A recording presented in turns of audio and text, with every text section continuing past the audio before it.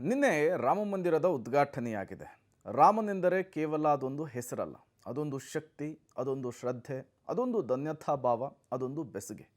ಜೊತೆಗೆ ಆ, ದೇಶದ ಮೂಲೆ ಮೂಲೆಯಲ್ಲೂ ಕೂಡ ಜಾತಿ ಧರ್ಮ ಪ್ರತಿಷ್ಠೆಯನ್ನು ಬಿಟ್ಟು ಜನರು ನಿನ್ನೆ ರಾಮ ಮಂದಿರದ ಉದ್ಘಾಟನೆಯ ಸಂಭ್ರಮಾಚರಣೆಯಲ್ಲಿ ಭಾಗಿಯಾಗಿದ್ದಾರೆ. ಅದಕ್ಕೊಂದು ನಿದರ್ಶನ ಸಿಕ್ಕಿದೆ ರಾಜ್ಯದಲ್ಲಿ. ಮಸೀದಿಗಳಲ್ಲೂ ಕೂಡ ಶ್ರೀರಾಮನಿಗೆ ಭರ್ಜರಿ ವಿಶೇಷವಾಗಿ ಪೂಜೆಯನ್ನು ಮಾಡಿರುವಂಥದ್ದು ಹುಬ್ಬಳ್ಳಿ ತಾಲೂಕಿನ ಹಳಿಯಾಳ ಗ್ರಾಮದಲ್ಲಿ ಮಸೀದಿಗಳಲ್ಲಿ ವಿಶೇಷ ಪೂಜೆಯನ್ನು ಸಲ್ಲಿಸಿದ್ದಾರೆ ರಾಮನಿಗೆ ಮುಸ್ಲಿಂ ಬಾಂಧವರು. ಗ್ರಾಮದ ಎರಡೂ ಮಸೀದಿಗಳ ಮತ್ತು ಸೈಯದ್ ಅಲಿ ದರ್ಗಾದಲ್ಲಿ ಶ್ರೀರಾಮನಿಗೆ ವಿಶೇಷ ಪೂಜೆಯನ್ನು ಸಲ್ಲಿಸಲಾಗಿದೆ.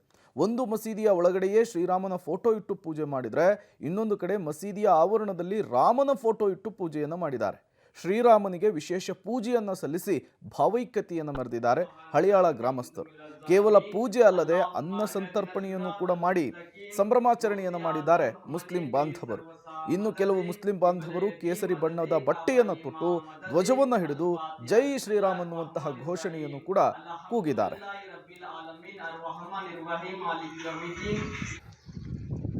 नस्तईन इहदिना सिरातल मुस्तकीम सिरातल लज़ीना अनअमता अलैहिम गैरिल मग़दूबि अलैहिम व अलद्दालिन आमीन। बिस्मिल्लाहिर रहमानिर रहीम।